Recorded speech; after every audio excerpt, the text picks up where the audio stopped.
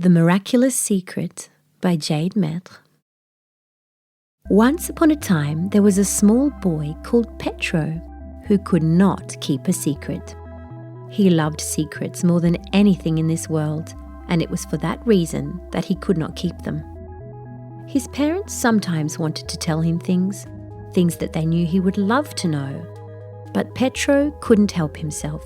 He told everyone everything. And while being truthful is an admirable trait, living in a small village and telling everyone everything meant that often the stories were told many times over, and the message became changed. And then, of course, the original story turned into entertaining lies and was no longer true at all. So it was that Petro's parents longed to be honest with their son, but they feared their honesty turning into gossip and driving a division between themselves and the others in the village. So they often did not tell him as much as they would have liked. One day, Petro's parents were returning home from the market when his father's foot sank deep into the forest path. The mother drove a spade into the soil, where they found the most miraculous thing. It was a pouch made of silver cloth, and it was filled with gold pieces. There were not so many as to make them rich, but there were enough for them to buy some of the little things that more lucky people do not even think twice about buying. Things such as tasty food rather than gruel, and warm clothes for the winter. "How wonderful this is," cried the parents. They began to think of all the things they could buy their son Petro. They imagined him eating a delicious cake on his birthday, and wearing a warm woolen coat, and studying with a fine professor. But he will tell the world, they quickly realised. Suppose the news got out, the villagers might believe we'd found more than we had and become envious. We did not want to hurt their feelings. Still, they loved their dear son, and it was inconceivable to them that the parents could not share their joy with him. And so they devised a plan. They placed the pouch back into the earth and covered it well. Then they returned to the market, where they purchased a bag of bagels, 3 fish, and a hare. They hung the bagels from a willow tree that sighed by the river. They placed the hare in a fishing net beside it. And they scattered the fish through the grass. Then they returned home. On returning home, Petro was delighted to see his parents. He bounded out of the house to embrace them. "Petro," his mother exclaimed, "we have the most wonderful news." "Shh," said his father, "you know we can't tell him." Instantly, Petro's interest was piqued. "Why, father?" he said. He loved secrets so very much. "Why can't you tell me? I won't tell a soul." "You know that's not true," said his mother, "for you have a bad habit of telling everyone everything." "I promise I won't, mother. Really, father." "Very well then," said his father with a sigh. "Come with us." Petro and his parents walked along the forest path. Petro stopped short when he saw the bagels hanging from the willow. "Is this the wonderful thing? I've never seen bagels hanging from a tree." "I've heard of such things," said his mother. In an awed whisper, she added, "They say this is a magical forest where bread grows on trees, fish walk, and land creatures swim."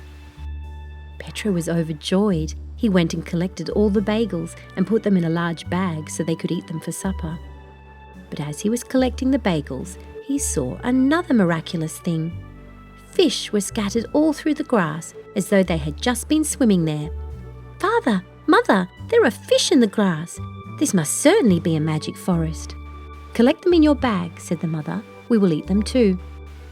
Of course, as he was collecting those fish in a bag, he cast his eye down to the nearby mirror and stopped dead in his tracks. For there was a hare kicking and thrashing in a net, as though it had just been caught swimming in the river. "My goodness," Petro cried, "the creatures of the land have truly also been swimming as fish do. There is a large hare caught in the fishing net." The parents chuckled and let him collect the hare. Then they took him to the spot in the forest where the treasure was buried. Petro was quite overjoyed. It was the luckiest day he could remember. For the weeks that followed, they were able to purchase a warm coat for Petro and a feather pillow to keep him comfortable as he slept, and various other little pleasant things that made a big difference to a poor family. But of course, Petro being Petro, he did not keep the news to himself. He told his friend, who told his parents, who told their neighbour, who told the school teacher, who told the mayor. And each time, in each story, the gold became more and more large until it was the size of a small nation.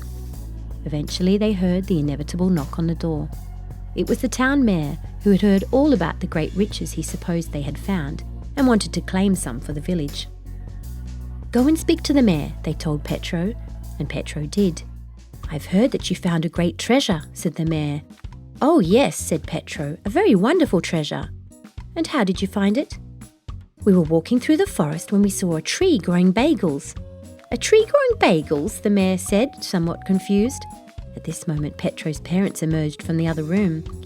"I heard you found a large bag of treasure," said the mayor. The two of them laughed. "I suppose he'll also tell you that he saw fish in the grass," they said. "But I did," said Petro, "and a hare in a fishing net. The hare had been swimming as the fish do." The mayor looked sideways at Petro. Petro became more flushed and insistent. "It happened," he said. "Come, come," said his father gently. "Petro, everyone is laughing at you. You see for yourself, Mayor, how much you can believe my son." And so while Petro was at first a little angry at his parents, he gradually came to see how his gossiping could make things worse for his family rather than better. From that day on, he was careful to never break their trust. And they, in turn, were able to use the last of the coins to buy a lovely chair for each of them, where they told each other stories in the evenings and did not have to resort to tricks or gossip. The end. Storyberries. Storyberries.